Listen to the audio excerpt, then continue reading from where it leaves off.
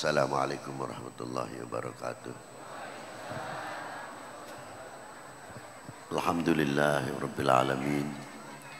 Wassalatu wassalamu ala ashrafil anbiya wal mursalin wa ala alihi wa sahbihi ajma'in, amma ba'du. Qala al-muallif radhiyallahu ta'ala anhu, telah bersabda, berkata Kiai Mu'allif atau yang mengumpulkan beberapa fatwa-fatwa, yang mengumpulkan asar min asaril ahadits wa sunnah, yang menerjemahkan dari beberapa ayat dan sunnatun Nabi sallallahu alaihi wasallam, yang menerangkan babul adab.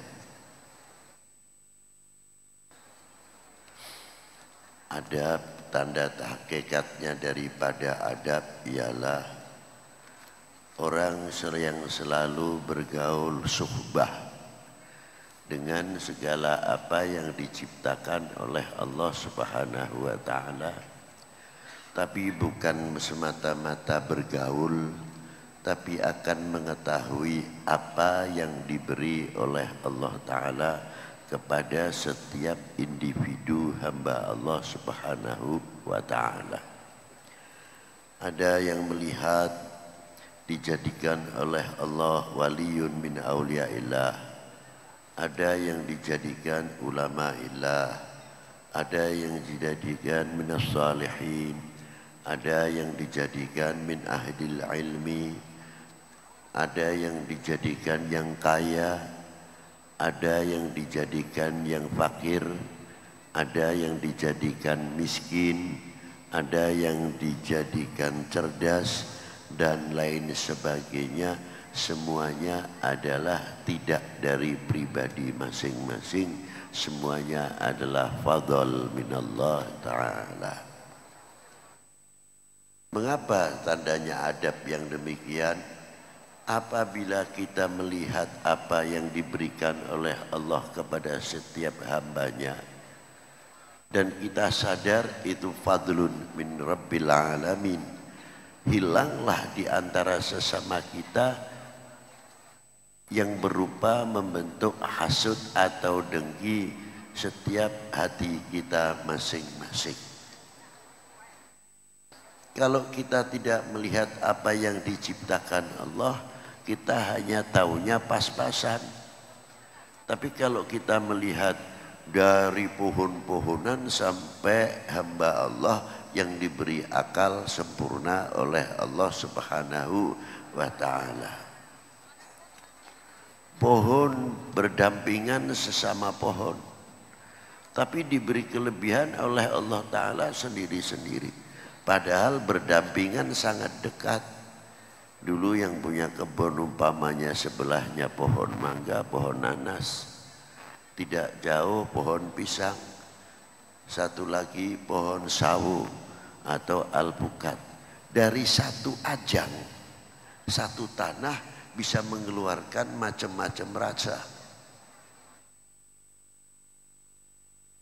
Sawu rasanya seperti sawu, mangga seperti mangga, dan lain sebagainya. Kuncinya cuma satu yang bisa memisahkan. Apa diantaranya? Lisan kita sendiri. Manis, kurang manis, dan lain sebagainya tergantung lidahnya. Tapi apabila lidah itu mulai terjangkit sariawan, manis pun terjadi perih. Nah sama, bila mana orang sudah terjangkit penyakit hasud, maka timbul pula lidahnya yang perih karena melihat manisnya buah yang lain. Ini satu contoh yang ringan saja. Nafsunya besar ingin makan buah tersebut, tapi setelah kita masuk ke lidah serba salah. Mana yang perih, mana yang tidak enak, dan lain sebagainya. Terkecuali orang-orang yang tahu adab. Hakikatul adab kembalikan kepada si pemberi subhanahu wa ta'ala. Semuanya akan dingin tahu pembagian-pembagian fadlnya Allah ta'ala yang diberikan kepada semua hambanya subhanahu wa ta'ala. Itu hebatnya akhlak dan adab. Kalau kita mau bergaul akan terbuka pintu. Bukan selalu mempunyai pemandangan yang kokoh. Menang sendiri, pendapat sendiri, tidak mau menerima pendapat orang lain, padahal jauh lebih pengalaman orang lain. Tapi karena apa? Mahjubun fi qulubihim, telah tertutup hatinya. Banyak orang yang melihat mendapatkan satu kenikmatan kayak bab syukur. Saya beri contoh. Sekali lagi saya ulang, bab syukur. Banyak orang makan mengucapkan alhamdulillah, wajar, sudah kenyang kok. Sudah, oh alhamdulillah. Alhamdulillahnya karena kenyang. Tapi mampu tidak ucapan alhamdulillah bisa menemukan yang bikin kenyang. Kalau orang itu mengenal kepada si pemberi kenyang, insya Allah adab dan akhlak apa yang beliau makan akan membawa dirinya lebih dekat kepada Allah Subhanahu wa ta'ala. Tapi apabila hanya sebatas ucapan pujian kepada Allah, alhamdulillah, karena kekenyangan tersebut, ya berhenti di situ sudah. Makanya doanya dalam makan kan Allahumma barik lana fima rozaqtana wa qina adzabannar. Sampai disebutkan wa qina adzabannar. Dari yang paling kecil saja, makanan yang telah kita makan secara dohirnya kelihatannya halal, haram tidak tahu. Secara dohir kelihatannya halal. Nah, apa yang dimakan ini bisa menambah ketaatan kita kepada Allah Subhanahu wa taala atau semakin berat menjalankan taatnya kepada Allah. Itu karena sebab makanan. Yang akhirnya darah daging yang tumbuh dari sebab makanan itu lebih agresif dalam menjalankan maasi. Lebih semangat. Tapi kalau mendengar yang kebaikan mundur, bukan malah maju. Ini diantara yang dimaksud waqina adzabannar. Tapi bagi orang-orang yang tahu bisa mengucapkan Allahumma barik lana fima razaqtana, karena beliau diajari kenal kepada Allah Subhanahu wa taala oleh baginda Nabi sallallahu alaihi wasallam. Dari itulah pentingnya al-ilmul adab dalam dunia tarekat khususnya yang terkait dalam dunia tasawuf. Kalau kita mengenal hakikatul adab, insya Allah sesama kita tidak akan merendahkan di antara satu sama yang lain. Itu hebatnya. Karena apa? Nembus pandangannya kepada Allah Subhanahu wa ta'ala. Bila mana sudah kita baik sama semua sesama kita, akan terjalin al-ukhuwah di antara satu sama yang lain. Isinya apa? Saling asih asuh, bukan saling mencemooh.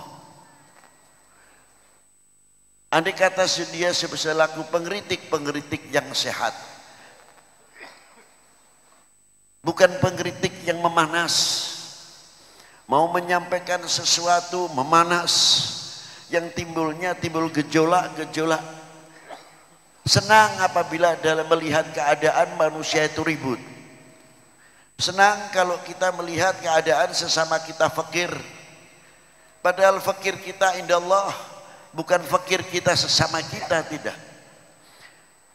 Walaupun kaya seperti apa, alim seperti apa, fakir indallah.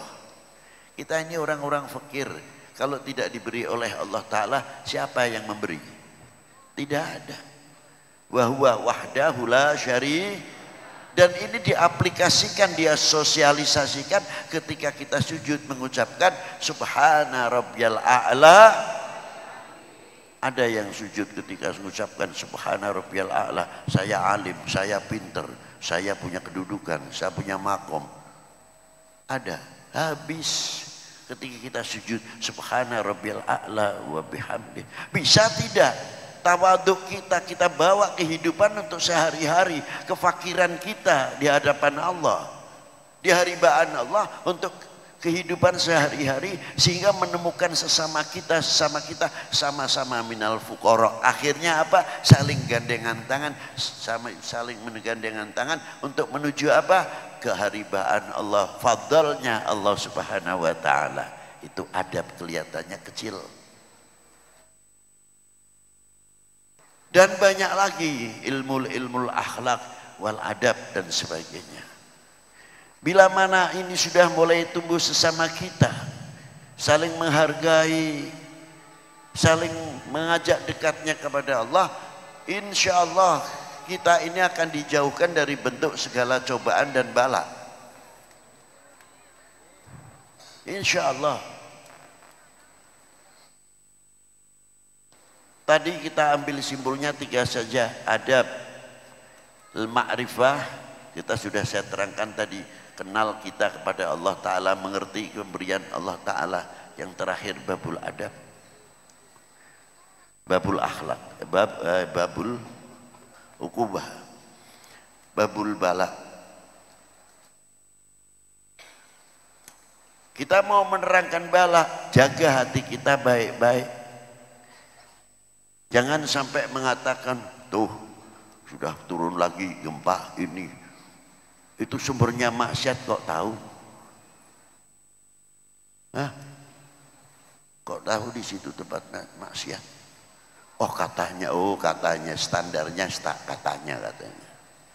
Nah inilah. Dengan adanya berita musibah tidak menambah dirinya dekat kepada Allah, malah musibah pada dirinya. Apa sebabnya? Muncul prasangka-prasangka yang kurang baik terhadap saudara mukmin kita yang sedang terlanda musibah.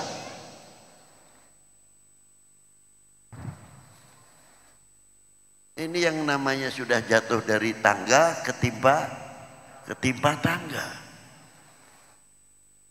Saya setuju ilmu geologi, vulkanologi itu apa? Itu bagus. Peringatan. Tapi situasi yang seperti demikian, tolong jangan diberitahu itu sedih, cuma peringatan saja. Setuju. Orang awam ini berbeda dengan orang-orang yang sudah cukup ilmunya, yang sudah cukup imannya.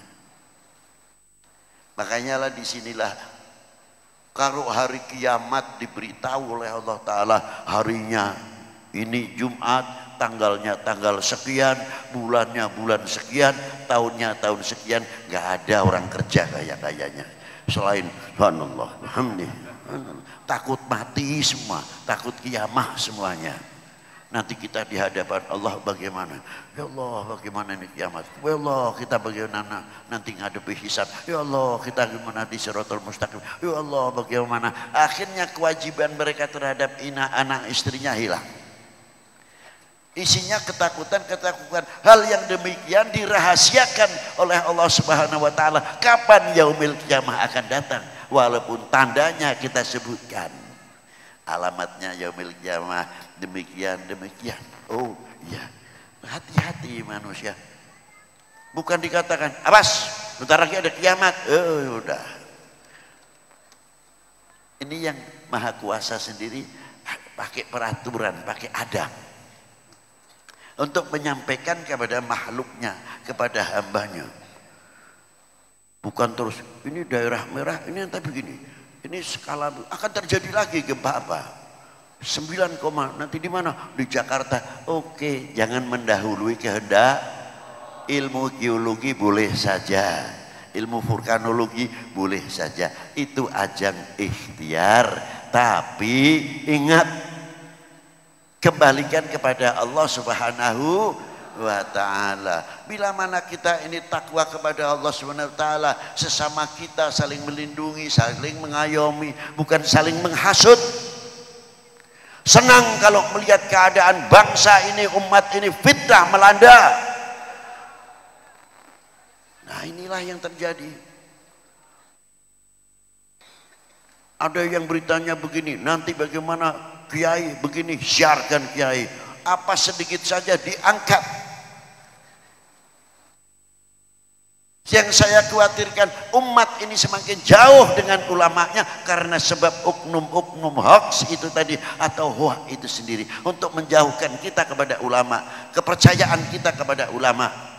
Ditingkatkan lagi kepercayaan kita kepada Polri, kecintaan kami kepada TNI semakin melentur seolah-olah kita sudah tidak mempunyai TNI Polri lagi, ulama.